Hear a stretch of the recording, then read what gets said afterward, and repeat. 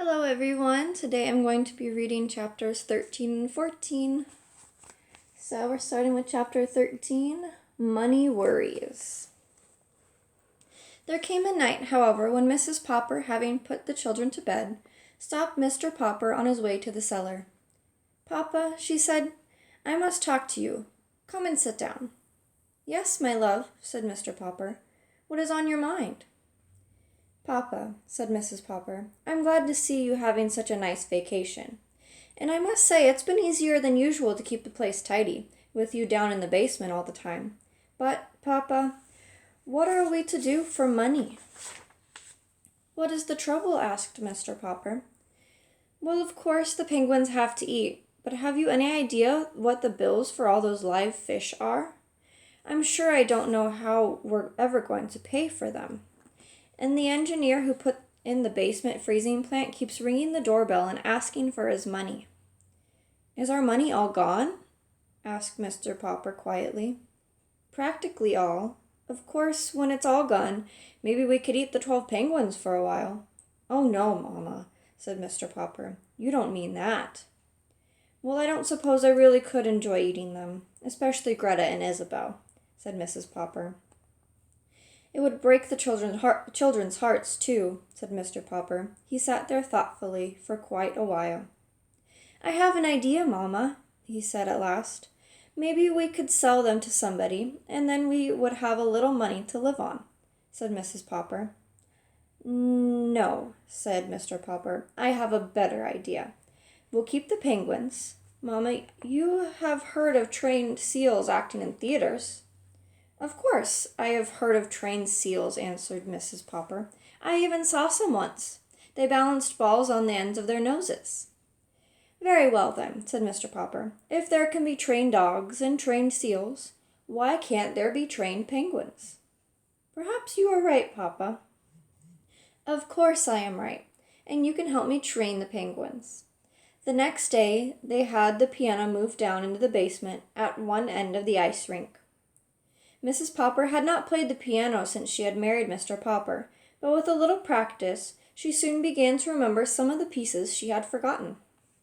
"What these penguins like to do most," said Mr. Popper, "is to drill like an army, to watch Nelson and Columbus get in a fight with each other, and to climb up steps and toboggan down. And so we will build our act around those tricks." "They don't need costumes anyway," said Mrs. Popper, looking at the droll little figures. "They already have a costume." So Mr. Popper picked out 3 different tunes to play on the basement piano, one for each different kind of act. Soon the penguins knew, from hearing the music, just what they were to do. When they were supposed to parade like soldiers, Mrs. Popper played Schubert's Military March. When Nelson and Columbus were to fight each other with their flippers, Mrs. Popper played Merry Widow Waltz. When the penguins were supposed to climb and toboggan, Janie and Bill would drag out into the middle of the ice 2 portable stepladders and a board that Mr. Popper had used when he was decorating houses. Then Mrs. Popper would play a pretty descriptive piece called By the Brook. It was cold in the cellar, of course, so that Mrs. Popper had to learn to play the piano with her gloves on. By the end of January, Mr. Popper was sure that the penguins were ready to appear in any theater in the country. Chapter 14, Mr. Greenbaum. "Look here," said Mr. Popper at breakfast one morning. "It says here in the Morning Chronicle that Mr. Greenbaum, the owner of the Palace Theater, is in town. He's got a string of theaters all over the country, so I guess we had better go down and see him." That evening, it was Saturday, the 29th of January, the Popper family and their 12 trained penguins, 2 of them carrying flags in their beaks, left the house to find the Palace Theater. The penguins were now so well trained that Mr. Popper decided that it was not necessary to keep them on leashes. Indeed, they walked to the bus line very nicely in the following line of march. So we got Mr. Popper, Greta and Captain Cook.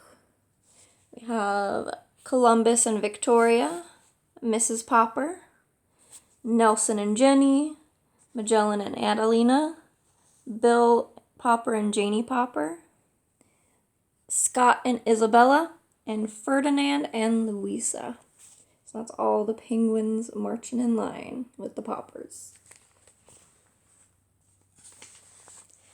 The bus stopped at the corner, and before the astonished driver could protest, they had all climbed on the bus, and the bus was on its way.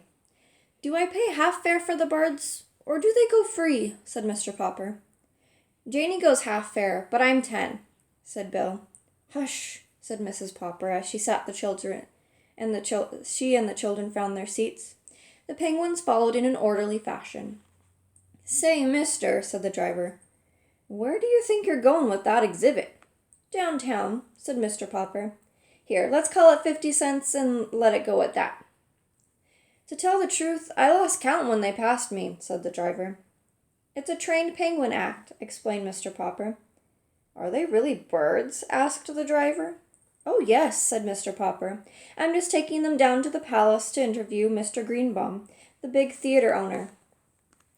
"Well, if I hear any complaints, off they go to the next corner," said the driver. "Fair enough," said Mr. Popper, who wanted to ask for transfers in that case, but decided to let well enough alone.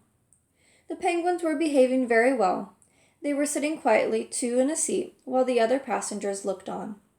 "Sorry," said Mr. Popper, addressing everyone on the bus, "but I'll have to open all the windows. These are Antarctic penguins, and they're used to having it a lot colder than this." It took Mr. Popper quite a while to open the windows, which were stuck fast. When he had succeeded, there were plenty of remarks from the other passengers. Many of them began to complain to the driver, who told Mr. Popper to take the birds off the bus. He had to repeat this several times. Finally, he refused to take the bus any farther until Mr. Popper got off. By this time, however, the bus had got just so far downtown that none of them minded having to get out into the street. Only a block ahead of them shone the lights of the Palace Theater. "Hello," said the theater manager, as the Poppers and the penguins trooped past him. "Sure, Mr. Greenbaum's here in my office. You know, I've heard about these birds of yours, but I didn't really believe it. Mr. Greenbaum, meet the Popper penguins. I'll be leaving you. I've got to go backstage." The penguins, now standing politely in 2 rows of 6 each, looked curiously at Mr. Greenbaum. Their 24 white circled eyes were very solemn. "All you people crowding around the door, go back where you belong," said Mr. Greenbaum. "This is a private conference." Then he got up to shut the door.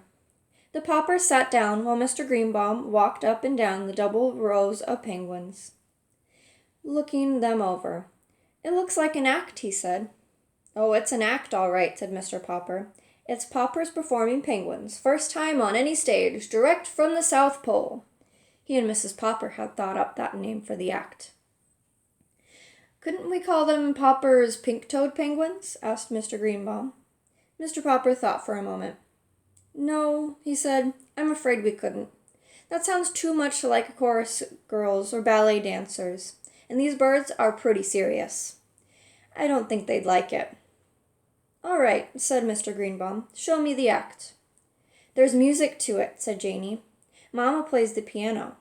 "Is that true, madam?" asked Mr. Greenbaum. "Yes, sir," answered Mrs. Popper.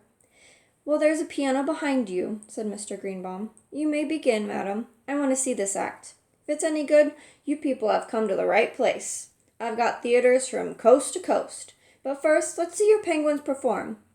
Ready, madam?" "We'd better move the furniture first," said Bill. And that's the end of chapter 14. We'll read 15 and 16 next time. See you in the next video.